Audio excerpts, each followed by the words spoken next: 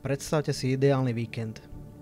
Nie víkend plný plánov, zhonu a termínov, ale víkend, kde čas patrí iba vám. Takto vyzerá môj víkend snov. Po náročnom týždni plnom pracovných povinností konečne nastáva chvíľa, na ktorú som čakal. Ráno sa nemusím nikam ponáhľať. Vychutnávam si pohodu domova, kde ma nečakajú žiadne povinnosti ani rušivé zvuky mesta.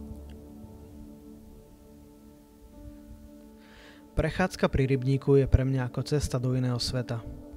Všetko, čo sa za celý týždeň nahromadilo, stres, hluk, povinnosti, sa zrazu rozplýva. Je to ako keby som vstúpil do priestoru, kde čas plynie inak. Jemné vlny sa lámu o breh, stromy okolo sa zrkadlia vo vode a v diaľke počujem spev vtákov. V takýchto chvíľach mi príroda pripomína, aké jednoduché môže byť nájsť pokoj. Prechádzka je pre mňa ako meditácia. Nemusím nič riešiť, nikam sa ponáhľať. Stačí len kráčať a dýchať. A práve takto sa dokážem úplne odpútať od všetkého a byť len v prítomnom okamihu. Po návrate domov si pripravím svoju obľúbenú šálku čaju. Je to taký malý rituál, ktorý ma spája s prítomným okamihom. V tejto chvíli siahnem po knihe, momentálne čítam fascinujúci príbeh o Baťovi, o tom, ako zmenil svet podnikania svojou odvahou a víziou.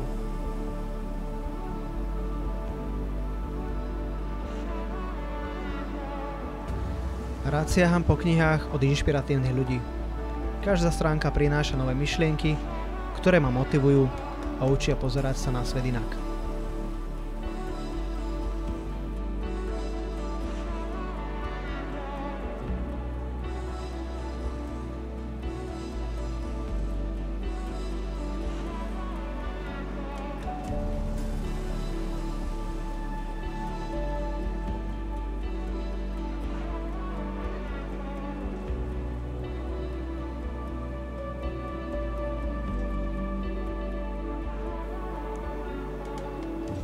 Keď načerpám energiu, sadám si k práci, ktorá ma baví.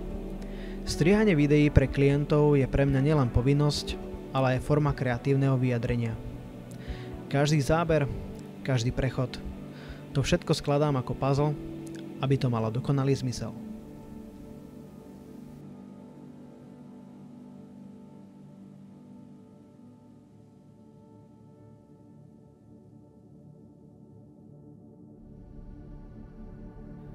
Strih svadobného videa je ako skladanie príbehu. Každý záber a každá emócia má svoje miesto. Hľadám tie najkrajšie momenty, aby som vytvoril niečo, čo novomanželom ostane navždy. Akúsi spomienku plnú lásky, radosti a neopakovateľných chvíľ.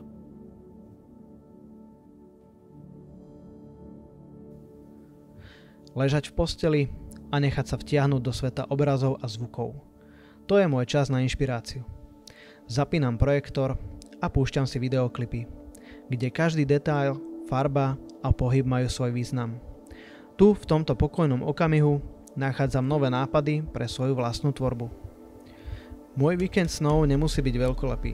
Nepotrebujem exotické destinácie ani veľké dobrodružstvá.